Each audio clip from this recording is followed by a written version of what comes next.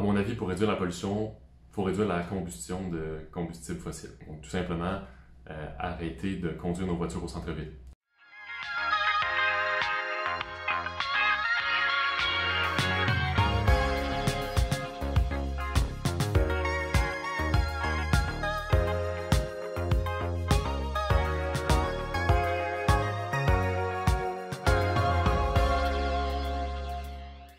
On a beau penser le contraire, mais Montréal est polluée comme toutes les autres grandes villes. À cause de la diminution de l'utilisation des transports en temps de pandémie, on a remarqué une réduction des gaz à effet de serre. On se doute que ce ne sera pas toujours comme ça, mais quelles sont les solutions durables pour restreindre la pollution dans la ville de Montréal? On est présentement à la Maison du développement durable au centre-ville.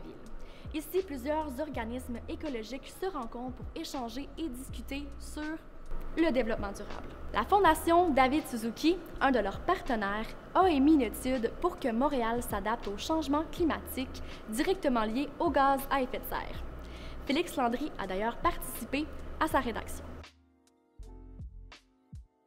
Mon nom est Félix Landry, je suis étudiant au doctorat à l'Université du Québec en Outaouais. Mon projet porte sur les infrastructures vertes en ville et les moyens de faire qu'elles rendent le milieu urbain plus vivable pour tous. En fait, les infrastructures vertes ont vraiment un rôle important à jouer pour l'adaptation et la lutte au changement climatique. Il y a une distinction à faire aussi entre lutte et adaptation. Quand on dit « je lutte contre les changements climatiques », c'est s'attaquer à la cause, donc ce qui va causer les changements climatiques. Dans ce cas-là, il y a une seule avenue et c'est de diminuer nos émissions de gaz à effet de serre, puisqu'on sait que c'est les gaz à effet de serre qui causent les changements climatiques. On émet beaucoup de gaz à effet de serre de plein de manières, mais on peut également s'adapter aux effets que ces gaz à effet de serre-là vont amener. Puis ça, l'adaptation, ça va être de réduire les impacts négatifs des conséquences des changements climatiques. Je me permets de faire une pause. Depuis le début de la crise, de 35 à 80 de tous les polluants liés au transport ont diminué dans les grandes villes comme Montréal, selon le gouvernement du Québec. Ça a eu un impact direct sur la qualité de l'air qu'on respire. Dès le premier mois du confinement, selon un rapport de Montréal, on n'a enregistré aucune mauvaise journée de qualité d'air. Pareille date, l'année dernière, on enregistrait de 1 à 8 mauvaises journées de qualité d'air. D'ailleurs, l'indice de qualité d'air a eu une amélioration de 10 %. Il faut savoir que 14 000 Canadiens et Canadiennes décèdent chaque année à cause de la pollution atmosphérique.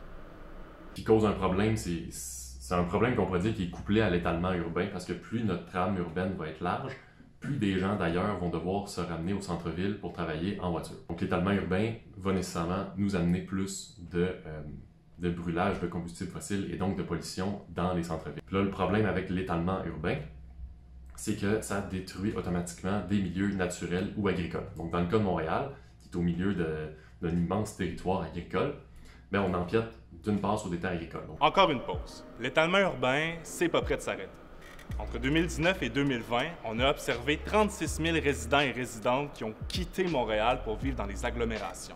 En plus d'un bond de popularité dans les maisons unifamiliales, on se rend compte qu'on n'a pas besoin de se déplacer au bureau si souvent. Ça fait juste en sorte que les banlieues, ça devient populaire. Pour moi, les enjeux environnementaux, c'est vraiment quelque chose d'important, pas juste parce que ça me tient à cœur, mais également parce que l'environnement, finalement, c'est le milieu dans lequel on vit. Si on n'investit pas dans la qualité de notre environnement, finalement, c'est comme de ne pas investir dans notre propre qualité de vie. Il y a donc deux grandes solutions pour restreindre la pollution dans la ville de Montréal. On continue de diminuer nos transports routiers et on plante des arbres. Continuez de prendre une pause de votre journée en nous suivant sur les différents réseaux, que ce soit Facebook, Instagram ou encore notre merveilleux site web, où vous retrouverez toutes sortes d'exclusivités. Restez posés.